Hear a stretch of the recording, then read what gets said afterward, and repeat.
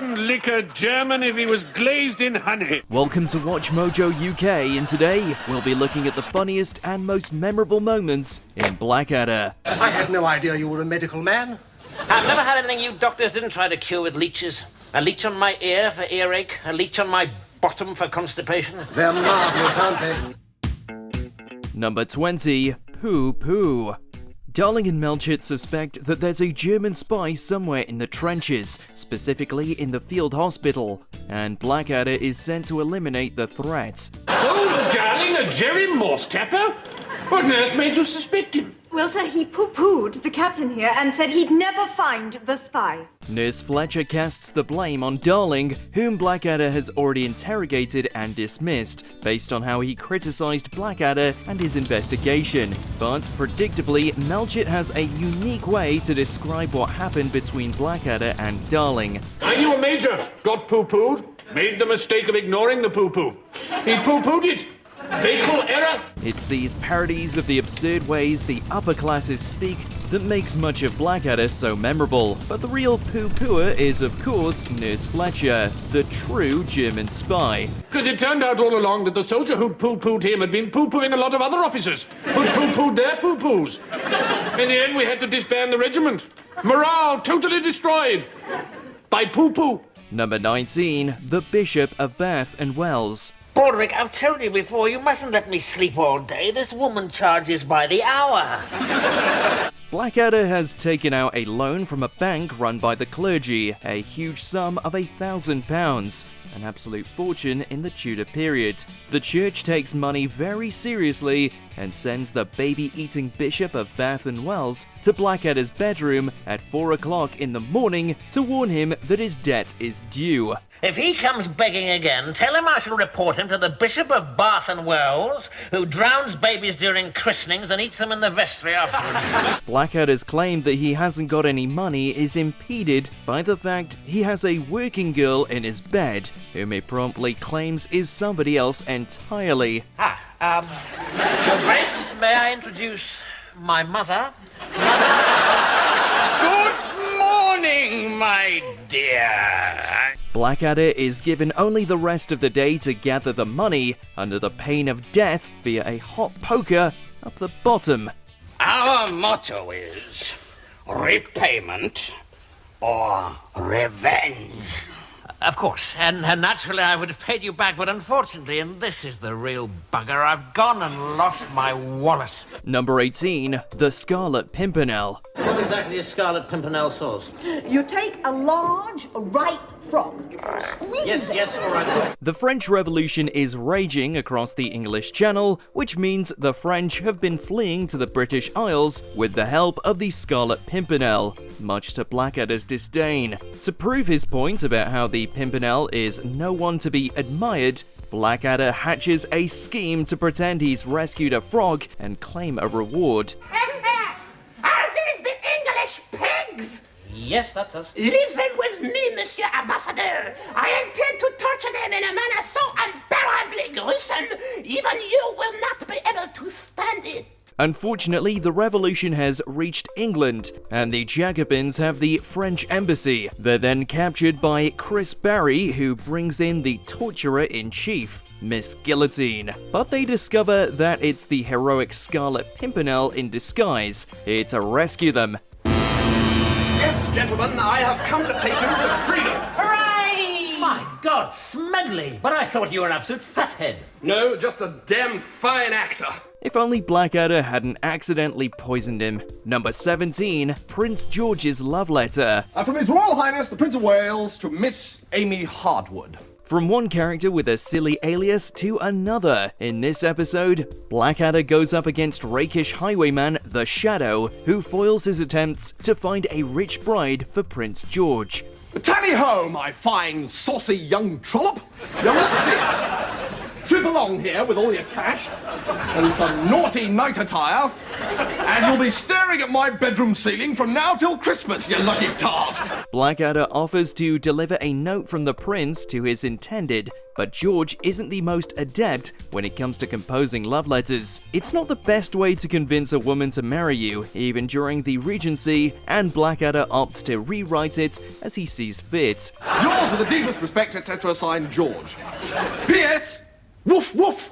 When we finally meet Amy Harwood, Miranda Richardson is yet again on top form as an absurd European aristocrat. I'll leave the details to you, Blackadder. Just make sure she knows I'm all man, with a bit of animal thrown in. Number 16, Ghost of Christmas Future. Hail, Queen of Spixia, supreme mistress of the universe. And hail to you, my triple husbandoid. They did a reverse Christmas Carol in this special, in which the generous Ebenezer Blackadder resolves to mend his selfless ways and become a manipulative miser like his ancestors. You wouldn't have anything a wee bit more medicinal?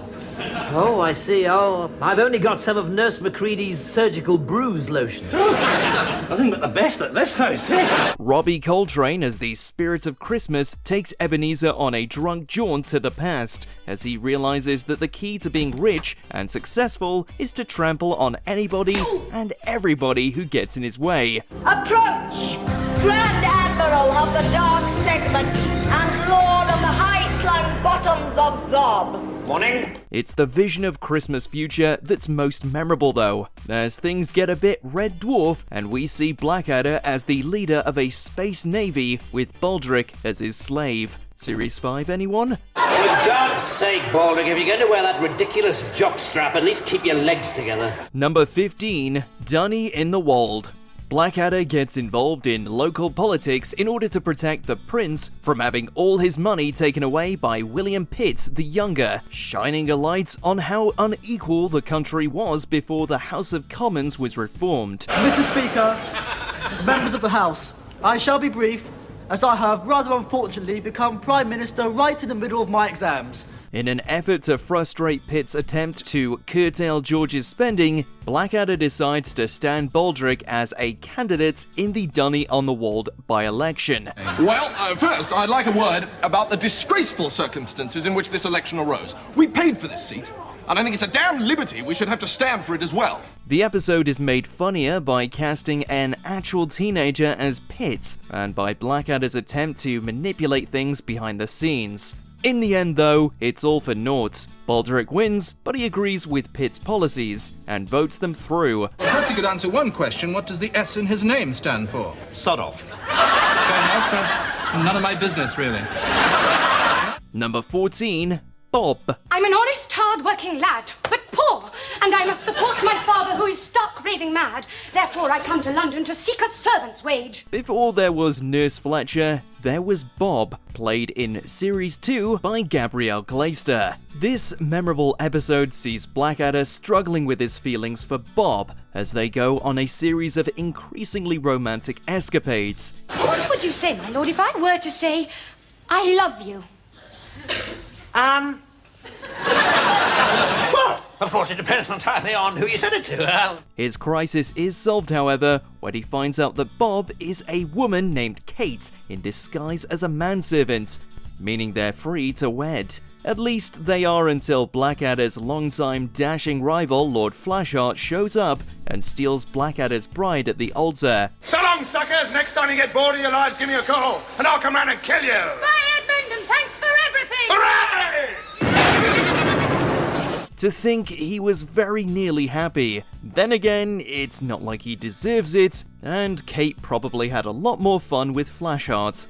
Number 13, the Duke of Wellington. The Duke of Wellington! Have I the honour of addressing the Prince Regent, sir? You do?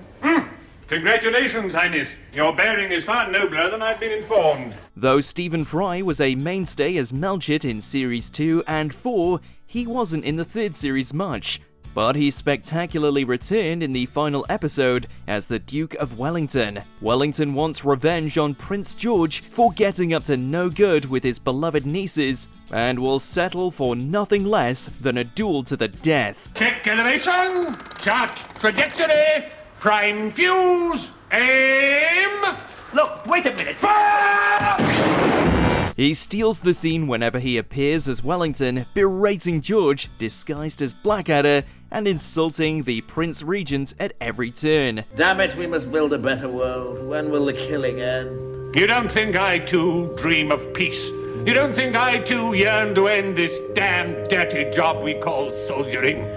Frankly, no. Blackadder schemes first to have his Scottish cousin take George's place, and then has Baldric simply try to set fire to the building while he reads the instructions for his cannon. I have never, in all my campaigns, encountered such insolence. Your master survives an honourable duel, and you cheek him like a French whoopsie. Number 12, Victoria and Albert. What are you doing, Albert? Nothing. Oh, yes, you are, you naughty German sausage.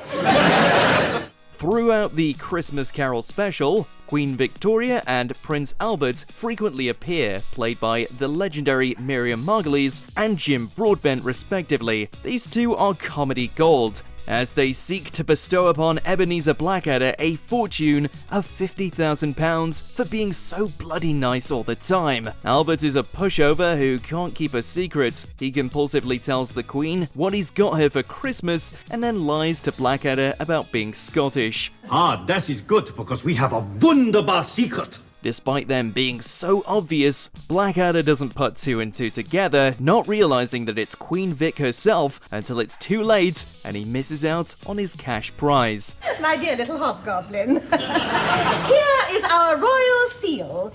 We have come to present your master with £50,000 and the title of Baron Blackadder. Number 11, Wibble. Right, Baldric. This is an old trick I picked up in the Sudan.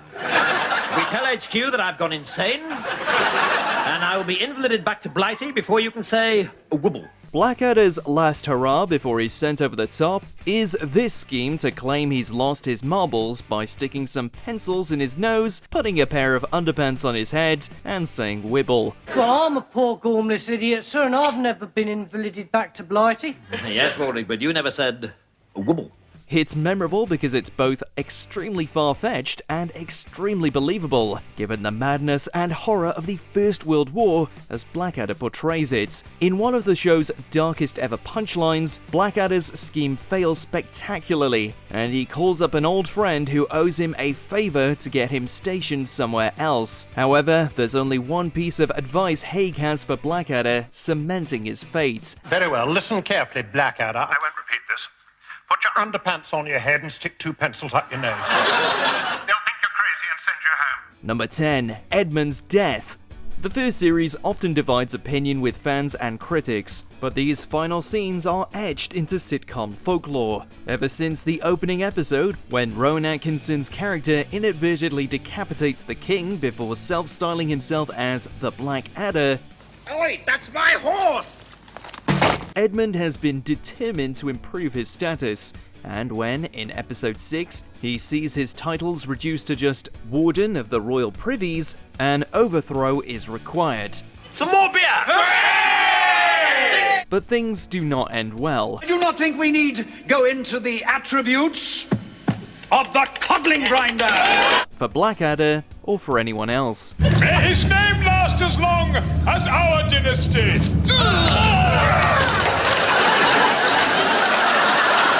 Number 9, Blackadder gets bladdered. You appear to be wearing a pair of devil's dumplings. Ever try being in 2 places at once? How about a big night with the boys and a night in with your ardently religious but fabulously wealthy relatives? That's the task facing Blackadder in the second series, who must balance both parties under one roof and try to dodge drinking alcohol. Come on, lads! Let's give him a real drink! But, as we come to see, he's all too easily inebriated. In a matter of seconds, he's lost his bet with Melchett and blown his chances of inheritance. Damn, Percy the devil farts in my face once more. Number 8, All at Sea. So, where's this barnacle-bottomed, haddock-flavoured bilge rat, sir? Rather a wally-rally, then. Let's stay with Elizabethan England and Blackadder's attempts to outshine Sir Walter Raleigh. The adored explorer is in his element upon returning from his latest sea shanty, but Blackadder remains unimpressed. Why, round the Cape, the rain beats down so hard, it makes your head bleed. So some sort of hat is probably in order. Quickly, but without any credibility, Edmund promises to sail around the Cape of Good Hope. But who to captain Blackadder's boat? Meet Redbeard Rum, an insane and literally legless sailor played by Doctor Who's Tom Baker. Ah! You have a woman's hand, my lord. Of course, the voyage proves a verified disaster.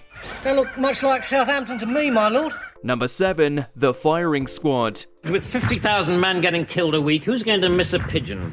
To the trenches and Blackadder's ill-advised decision to shoot and eat a carrier pigeon, which turns out to be General Melchett's prize pet. Dragged before a court and facing execution, a cock-up by Baldric lands George as the defense lawyer.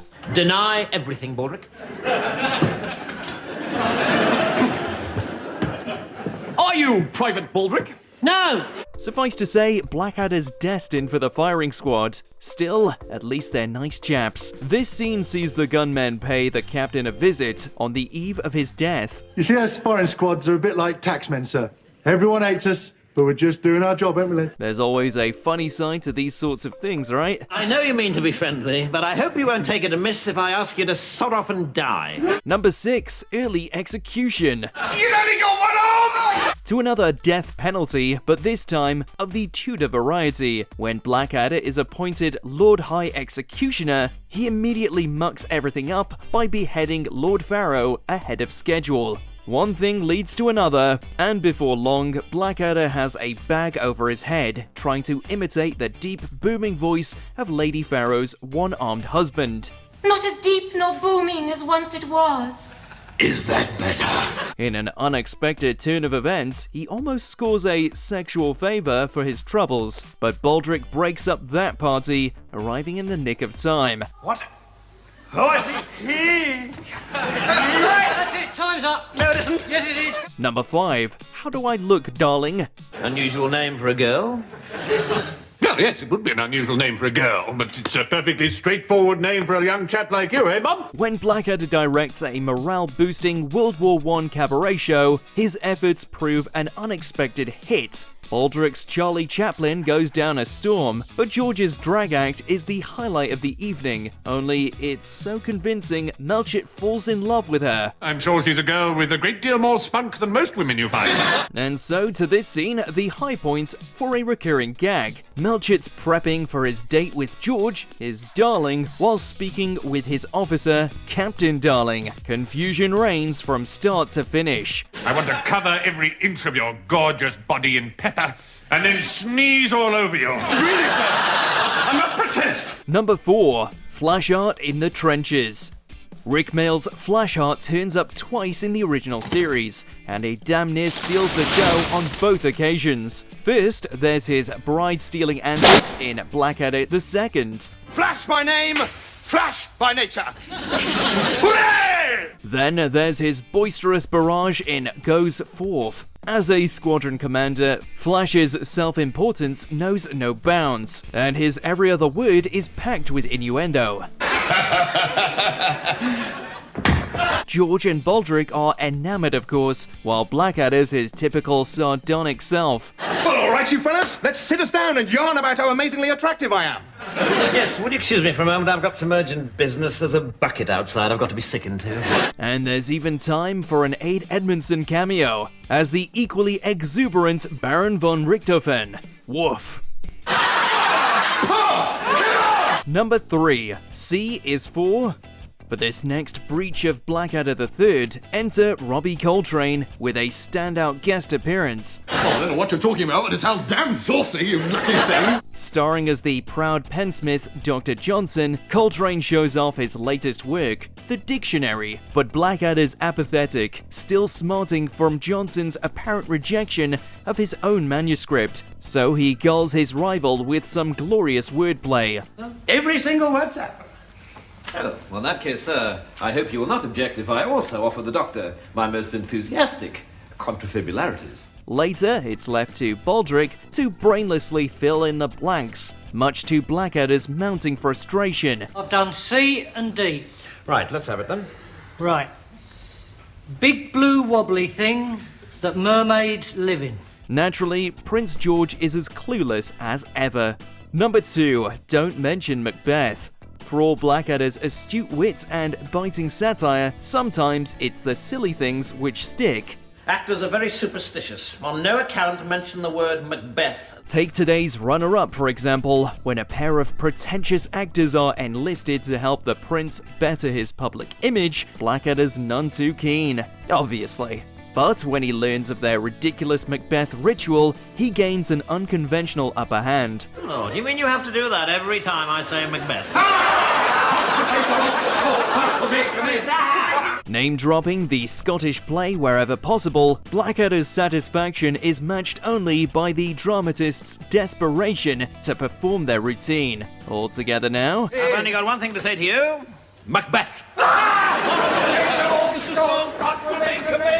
Before we begin, we publish new content every day, so be sure to subscribe to our channel and ring the bell to get notified about our latest videos. Number 1. Good luck, everyone. Together we'll fight for king and country and be sucking sausages in Berlin by tea time. We finish with the final episode, for the original run at least, and perhaps one of the finest half hours in British TV history. Here's where our characters meet their end, going over the top in the Great War. Despite a last-ditch attempt to plead insanity by their captain, everyone's in attendance, even Darling. George has already admitted that he's scared, and we never get to hear Baldric's final plan. Whatever it was, I'm sure it was better than my plan to get out of this by pretending to be mad. I mean, who would have noticed another madman around here? Instead, it's Blackadder who signs off with a gut-wrenching moment of sincerity.